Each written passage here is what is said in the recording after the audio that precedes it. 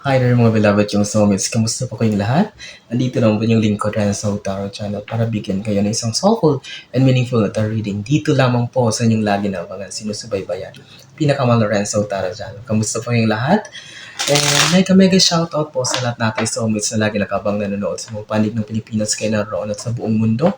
Maraming salamat po sa inyong oras para panoorin po ating video sa nakakataba sa puso ng mga komento. Nagbabasa pa ako ng comments nyo. At kapag bago po kayo sa ating channel at nagustuhan nyo po or nakaresonate kayo sa ating video, don't forget to comment, like, share, of course. I-subscribe nyo po para mas lalong lumawak po ang ating reach ng ating mga videos. And I am praying na nasa mabuti po kayong kalagayan. You're healthy, you're safe, and happy. Sige po, alamin natin na yung kapalaran ano bang mga ganap sa buwan ng February 2026 para sa inyong mga pinamahal kong nasa sign ng Capricorn. I know, marami na namang Capricorn na matutuwa sa reading na ito because they are so excited para malaman ano ba ang mga ganap, ang kapalaran maaring mangyari sa inyo or sa buwan ng February. Okay, it's been almost 1 week left bago tayo pumunta sa susunod na buwan. Napakabilis lang ng panahon. Kakapasok pa lang ng 2026 but here, tingnan mo, it's already last week of the month and February na agad. Sige, huwag na natin pang patagalin pa. Last one shuffle and let's begin your February 2026 reading. Capricorn. Capricorn, kakatapos lang nila mag-birthday. Spirit Universe, Spirit Guides, Angels, and Sisters. 10 cards please for our February 2026 reading for Capricorn, Spirit Guides, Angels, and Sisters. 10 baraha po para sa aming mga pinakamahal na nasa sign ng Capricorn. Ayun, isa, dalawa, may papakita dito, balik natin, kaob natin. Sa mga bago po sa ating channel, baka mamaya may magtanong, bakit parang ang gulo nyo mag-shuffle? Don't you worry, just focus on the reading. Ganyan po talaga ako mag-shuffle. But dyan po tayo nakakakuha ng magagandang baraha na nakaka-resonate ang lahat. Sige, yun, tatlo, 7 cards pa please. Spirit Universe, Spirit Guides, Angels, and Sisters. Kunin ko nga ito sa dulo. Yan. 4, 6 cards please. Spirit Universe, Spirit Guides. 5, Yusin natin. We have already 5 cards, Capricorn. So, 5 more cards, Spirit Universe, Spirit Guides, Angels, and Sisters. Last 4 cards, please, for Capricorn. 7, Spirit Universe, Spirit Guides, Angels, and Sisters. 8, 2 cards left. Yan. 9, at isa pa. Yun. Sige, kompleto na Capricorn ang yung 10 cards and sisimulan na natin. Okay? Ano ba ang ganap? Ano bang meron sa February? So, let's begin, Capricorn. Oh, sabi ko na, malakas ang kutob ko talaga. Actually, kakatapos ko lang mag-reading sa Virgo. And yung opening card din ng Virgo, sabi ko talaga, kambal talaga ang Virgo at Capricorn. Look at this Capricorn, Ace of Wands then. So, February will be a very beautiful month for you. So, Capricorn, I can tell you, ano bang meron sa February? So with this Ace of Wands, so it will be an opening or kumbaga dito mo makikita ang kung ano bang, kumbaga ito yung summary ng mangyayari sa buhay mo sa buong taon. So malalaman mo lahat sa February. So after all the pressures, after all the hardships that you faced this past weeks or past months, so February will be the teaser. Kung sa movie, ito yung magiging teaser ng pelikula ng buhay mo sa buong 2026. Okay? Sa February mo malalaman ang lahat, madidiscover ang lahat. Dito ibibigay ni universe ang mga signs, ang mga wishes na to be granted. At dito ka maliliwanagan ng mga bagay-bagay. There will be clarity kung alin ba ang tamang bagay na gagawin mo, anong mga desisyon na gagawin mo, alin ba ang pipiliin ko, love life man yan, career, o kung ano bang aspeto. So, Ace of Wands represents new beginning. So, February, there will be a very good new beginning that will open in your life. So, sabi ko nga, Capricorn, if you are thinking of opening or choosing a lot of options, so February will be a very best month for you. So kung nakikita mo, so we have a 7 of Cups, so marami kang pagpipilian. So if you are thinking of expanding new horizon, maybe if you have business, mag-branch out ka, so you need to do very good or very wise decisions comes February, but it will be successful, sabi ko kasi nga magiging okay ang lahat para sa Capricorn. So if you're planning to go overseas, to travel, to study again, to go masters, so kung ano man na pumapasok sa isip mo na gusto mo na namang simulan or pasukin, so comes February, maliliwanagan ka, there will be a clarity kung alin ba ang dapat yung piliin. So pinapakita lang ito. So Capricorn, that February, you will be having a lot of options and choices na i-consider. Okay? Then, pangatlo mong bara is the Seven of Pentacles. Okay? You, these past weeks, Capricorn, although there are, most of the Capricorns have stability in terms of finances. Meron kayong magandang pinagkakitaan. O kumbaga kung sa trabaho, sa sweldo mo, sapat naman, hindi ka masyado nag-worry. So you have a very stable source of income. You have a lot of, kumbaga mga part-time or mga racket na pinagkukunan. But this February, mabibisi ang buhay mo sa pag-iisip ng mas marami pa na maaring makadagdag pa sa iyong financial state or financial situation. This is a good thing. But I will tell you Capricorn, kung medyo komplikado naman yung bagay na yan, you need to take it easy. Baka mamaya maapektuhan ang mental health mo, ma-stress ka, ma-burnout ka. You need to take it easy. Walang masama. Magsimula ng mga bagay-bagay na pwedeng mapagkunan ng pera, but you need to consider also your mental health. But I can see here na February magbubukas ka pa or magko-consider ka na naman ng mga ibang source of income or maaring part-time or parang kung sa trabaho, maaring magpa-part-time kami bago kang skills na gagawin, na gagamitin mo makakadagdag sa income mo. Okay? Ooh, full.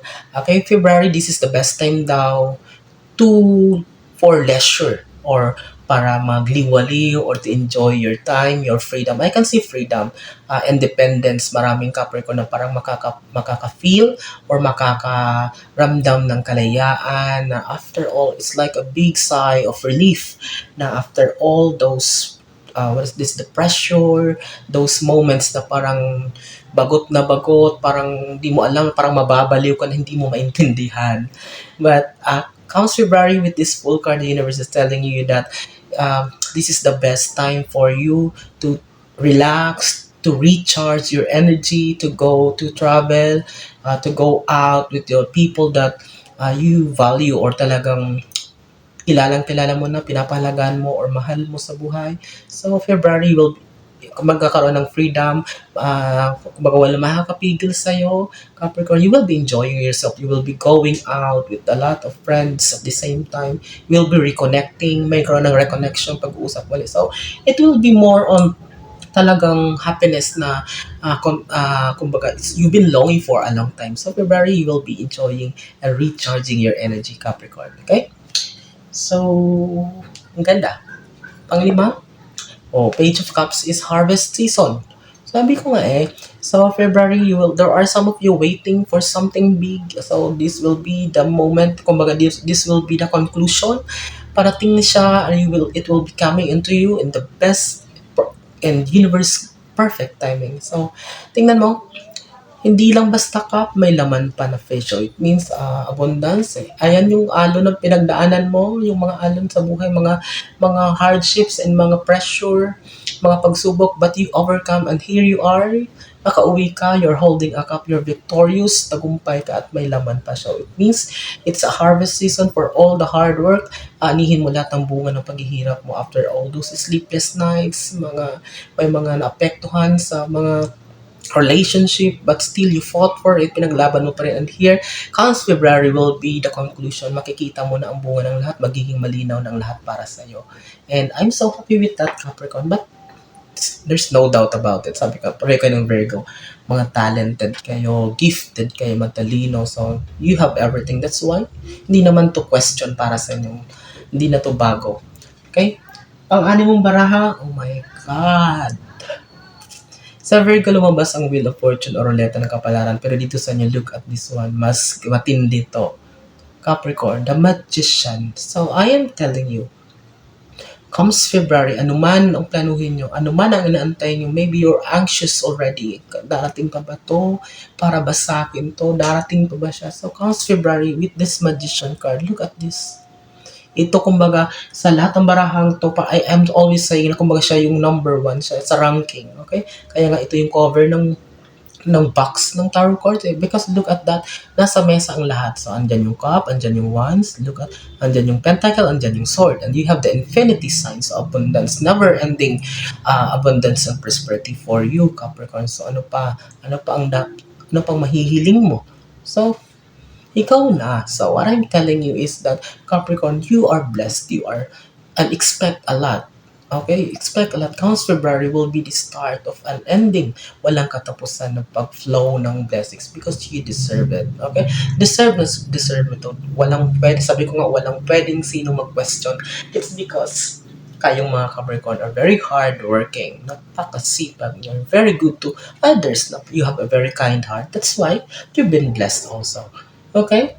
Magician, wala ka na mahihiling pa. Lahat ng planuhin mo, lahat ng iniisip mo, mangyayari, bibigay sa'yo. Manifestations, wishes, it will be granted for you, Capricorn. I am telling you. Okay? Pampito, 10 of Wands. So, what is this? Sorry. Pasan mong naigdig. So, you've been overwhelmed by obligations. You're the breadwinner. So, ang dami mo siguro. This is a good problem. Although, this is 10 of Wands, but ang nakikita ko is a good problem sa February. So, ang sabihin, may konting stress lang, madidrain ang energy mo, but in a good problem kasi nga, siguro di mo alam kung alin uunahin mo sa mga opportunities na parating. Sa business mo, siguro nga ikaw na yung aayaw, parang ikaw na magsasara ng maaga, ikaw na yung magka-cut off sa mga customers or whatsoever. Baka mamaya sa service sector, kung anumang talent, kung baka anumang ginagawa mo, baka mamaya ikaw na yung aayaw. Hindi natatanggap ng mga bookings, reservations, parang gano'n. This is a good problem kasi iniisip mo yung energy mo na drain ka na pagod ka na. Okay, you're overwhelmed. So, ito yung nakikita natin dito sa Counts February. Okay, that is a good problem, Capricorn. Ayaw mo ba ng ganun? Okay, pangwalo. Oh, look at this one. Ace of Swords. So, transformation, maturity, stability in terms of everything. Okay? Relationship, finances, career-wise, so talaga magiging matatag, magiging strong ang pundasyon niyan. So, mas lalong mapapatibay if maybe, if you're thinking na ano ba, kaya siguro parang nagsisave ka talaga because you have that mindset na hindi araw-araw ay talagang good ang daloy ng finances sa'yo. But this Ace of Swords is a confirmation that there will be stability. Magtutuloy-tuloy ang magandang pasok ng pera para sa'yo. Magtutuloy-tuloy ang magandang relationship. Basta there will be stability with this Ace of Swords. Magiging matibay, palalo ang pundasyon ng lahat ng aspeto sa iyong buhay, Capricorn. Okay? 9 card. Oh, look at that strength. A very beautiful color. Napaka-vibrant yellow color of joy. And look, this one. The universe will be giving you enough strength. That's why you don't need to worry. Minor problems, you can face it, you can deal it. But in terms of everything, you don't need to worry. Kasi si universe bibigyan ka ng lakas ng loob, malinaw na pag-iisip para harapin ang lahat. But I know, sa dami ng pinagdaanan mo, sa dami ng lahat ng bagay, but you have overcome it and there's no question about it. Napagtagumpay mo. That's why, but comes February, there will be an extra, kumbaga, add-ons na lang itong strength na ibibigay sa ng universe.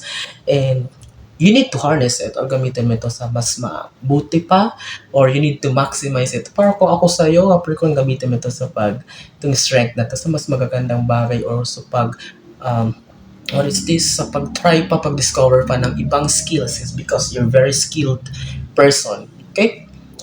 10 and last card is 6 of Wands. So leadership, you will be serving as an inspiration to other people. Maraming hahanga sa iyo, maraming susunod sa iyo, taga-sunod. So okay, they will be looking up at you after all sa mga doubts, sa mga paninira. But here, this 6 of Cups represents hierarchy or the same time. Ipapakita mo pa rin after all, you're not going to take revenge but the other way around ang ibabato mo sa kanila ay susukli mo pa rin sa kanila sa mga taong ito ay kabutihan. And there, yan mas lalong hahangaan ng tao or ng karamihan or the communities because of your good heart. But after all, this six of wands Capricorn is representing achievement, big following, fame, at the same time, makikilala ka talaga. Not only in the material possession that you have, but not only in a good relationship that you have, but for the kind of person na meron ka or na klaseng tao, kung anong klaseng tao ka Capricorn. Okay? That's it. And it's a very wonderful reading. I hope and I pray na maraming nasa sign ng Capricorn makaparito. At kapag nagustuhan nyo po or naka-resonate kayo sa ating reading ngayon, don't hesitate to comment. Nag-reply po ako. Please do like and share na rin. And of course, don't forget to subscribe. Hanggang sa susunod nating pagsasama. Maraming salamat sa inyong walang sawang tiwala, support at pagmamahal. Nasaan man kayo naroon, mag-ingat kayo lagi. God bless us all.